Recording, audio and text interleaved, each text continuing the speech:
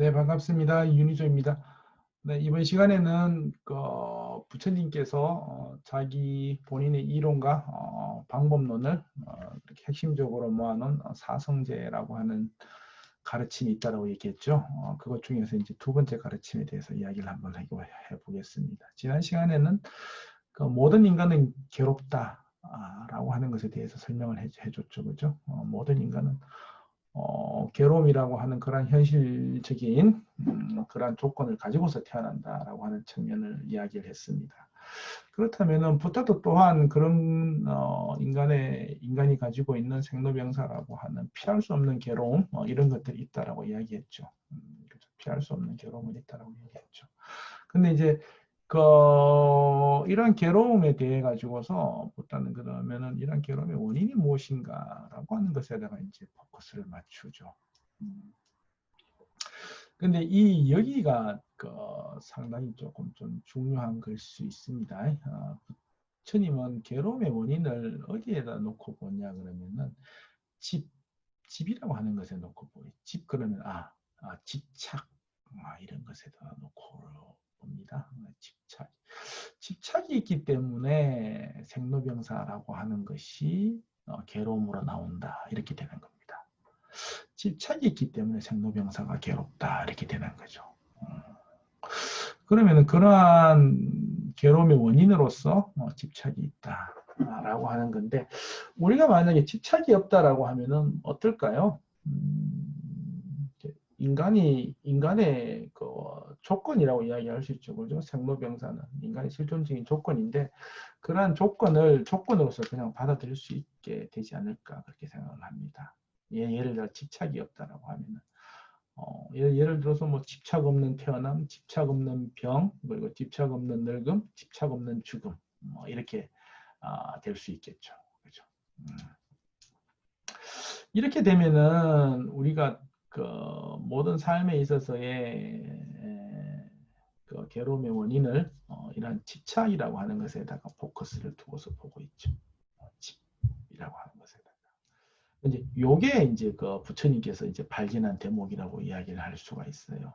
인간의 현실 그러한 괴로움은 부처님의 그 관찰에 의해 가지고서 또 모든 인간 그리고 또 본인의 삶에 대한 관찰을 통해 가지고서 그러한 현상을 발견했다 그러면은 이러한 원인을 발견하는 것, 저는 이제 원인론이라고 하는데 이러한 원인론을 발견하는 것은 저거라고 이야기할 수 있죠, 그죠? 부처님께서 깊은 수행을 통해서 발견한 것인데 그렇게 해가지고 이렇게 그 괴로움의 현실에서부터 원인을 발견해 가는 과정을 연기법에 의해서 발견했다라고 이야기를 해요.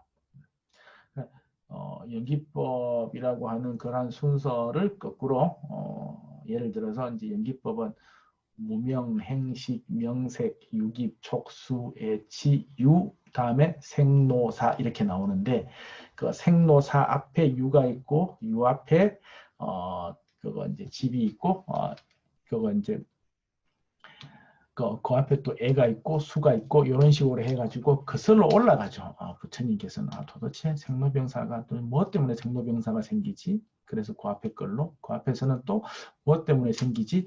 라고 했을 때 제일 아주 근원적인 것으로 올라갔을 때의 무명이라고 하는 집착, 집 이걸로 인해서 인간이 이러한 괴로움을 겪는다라고 하는 원인을 알게 되신 거죠.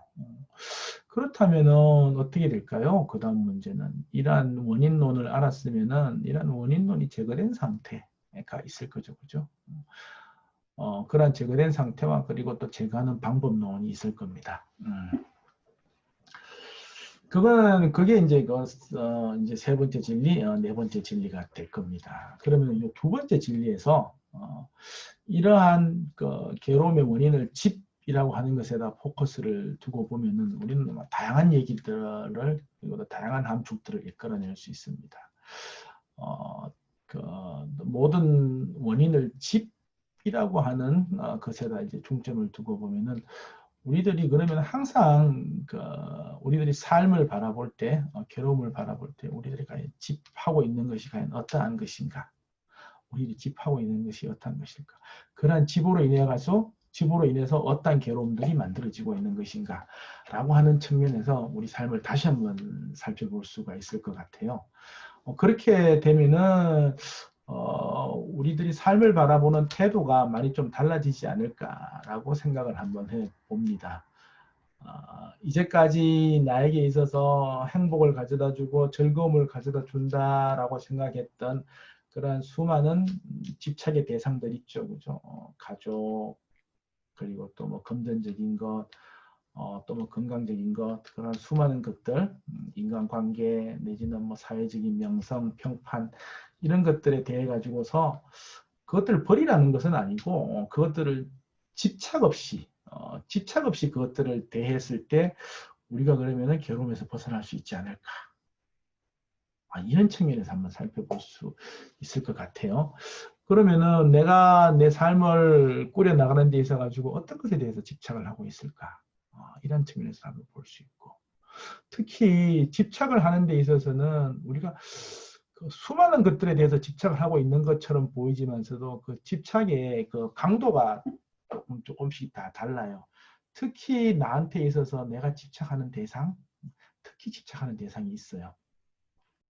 모든 것들을 다 집착하지만 특히 집착하는 대상이 있습니다. 그런 것을 내가 정확하게 알고 있으면은 그걸로 인해서 내가 또 괴로움을 겪고 있구나 알게 되겠죠. 그리고 또 내가 이게 왜 지금 내가 힘들지라고 하는 측면을 바라봤을 때에 항상 문제의 포커스를 내가 어디에 집착을 하고 있지? 문제 원인을 찾는 쪽으로 항상 실마리를 그쪽에서 찾을 수 있다면은 부처님 입장에서 보면은 올바른 문제 해결법으로 나아가고 있는 거라고 볼 수 있죠. 그죠? 내가 지금 현재 괴로움이라고 하는 현상이 있다라고 하면은 그것의 원인이 뭘까? 원인으로서 내가 그러면 무엇에 집착하고 있지? 이런 것에다 포커스를 맞춘다면은 아마 우리들이 왜 원인을 몰라서 제거하지 못했던 수많은 문제들에 대한 새로운 해결의 실마리들이 보일 것 같아요. 아마 자세하게 이렇게 보면 내가 사회적인 평판, 다른 사람의 눈을 의식하고 있구나 라고 하는 것도, 의식한다는 것도 하나의 집착이겠죠. 그죠? 내가 이게 자신에 대한 집착이 강하네? 그런 것도 있을 수 있고, 내가 음식에 대한 욕심, 음식에 대한 식탐이 많네? 그 음식에 대한 집착이겠죠. 그죠? 이런 식으로 항상 괴로움이 있으면은 괴로움의 원인을 찾는 방향으로 항상 해 나간다면은 우리들이 왜 쉽게 문제의 실마리를 찾는 그러한 것들이 될 수 있을 것 같아요. 이런 것들은 뭐 당연히 뭐 상담에서도 당연히 적용될 수 있고, 그리고 이러한 관점에서 우리들의 괴로움과 괴로움의 원인을 찾을 수 있다면은 아마 삶에 있어서 많은 문제들을 해결할 수 있는 아주 좋은 토대가 될 것 같아요. 예, 그러면 오늘 얘기는 여기까지 마치고 다음 시간에는 이러한 집착이 없어진 상태에 대해서 한번 생각을 한번 해보도록 하겠습니다. 고맙습니다.